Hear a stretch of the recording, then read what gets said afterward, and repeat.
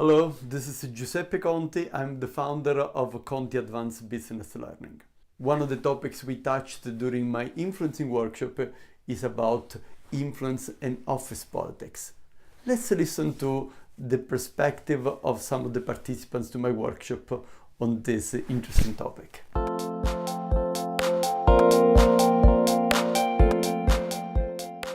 Yes, to my mind, when we talk about influencing, directly it comes something that will come for the benefit of all, like a good decision that we have to take all together.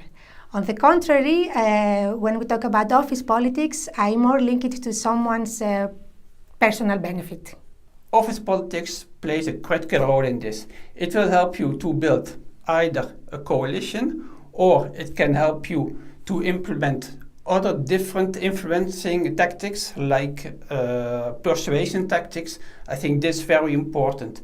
Office politics will help you to adapt your tactics to the people.